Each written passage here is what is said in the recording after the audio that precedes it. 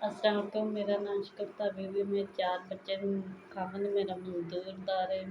ਇਹ ਮੇਰੇ ਕਦੀ ਦਿਹਾੜੀ ਲੱਗੀ ਕਦੀ ਨਾ ਲੱਗੀ, ਇਹ ਮੇਰੇ ਕੋਲ ਆਸਰਾ ਹੈ। 4 ਮੇਰੇ ਬੱਚੇ ਨੇ, ਉਹਨਾਂ ਵਾਸਤੇ ਛੋਟੀ ਜਿਹੀ ਦੁਕਾਨ ਮੈਂ ਸਬਜ਼ੀ ਵਾਲੀ ਬਣਾਈ ਹੈ।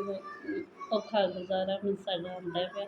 10 ਦਿਨ ਪਹਿਲਾਂ ਮੇਰੇ ਬੱਚੇ ਦਾ ਮੋਟਰਸਾਈਕਲ ਨਾਲ ਐਕਸੀਡੈਂਟ ਹੋਇਆ। ਜਿਹੜੇ 4 ਆਨੇ ਹਨ ਉਹਦੇ ਇਲਾਜ ਤੇ ਲੱਗ ਗਏ ਨੇ ਤੇ ਕੋਈ ਆਸਰਾ ਨਹੀਂ। ਜਿਹੜੇ 4 ਆਨੇ ਸਨ ਉਹ ਮੇਰੇ ਬੱਚੇ ਦੇ ਇਲਾਜ ਤੇ ਲੱਗ ਗਏ ਨੇ, ਅੱਗੋਂ ਸਬਜ਼ੀ ਲੈਣੇ ਦੀ ਹਿੰਮਤ ਨਹੀਂ। ਅੱਲਾ ਕਰੇ ਮੇਰੇ ਜਿਹੜਾ ਕੋਈ ਸਬਜ਼ੀ ਦੀ ਹੋ ਜਾਏ, ਜੇ ਕਰਿਆਨਾ ਟਿੱਕੀ ਟਾਪੀ ਹੋ ਜਾਏ ਤੇ ਮੈਂ ਆਪਣੇ ਬੱਚਿਆਂ ਦਾ ਗੁਜ਼ਾਰਾ ਜਿਹੜਾ ਮੇਰਾ ਸੌਖਾ ਹੋ ਜਾਏ।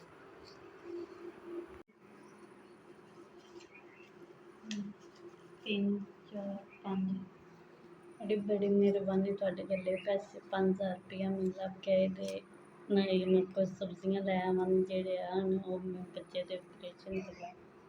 मेरे बच्चे दा 10 दिन पहला एक्सीडेंट हो गया सी ते सब्जियां लैने दी हिम्मत कोई नहीं। तुहाडे गल्ले 5000 रुपया आ गया, उंदियां कुछ सब्जियां लैके मैं अपने बच्चों की रोजी टोकना। भला होवे तुहाडे जेह्ड़े भला होवे तुहाडा जेह्ड़े 5000 तुसें खर्चे ते अल्लाह तुहानू बाहर देवे। अल्लाह तुहानू रुज़ी बनाए, पुत्तर लाए। बड़ी मेहरबानी तुहाडी।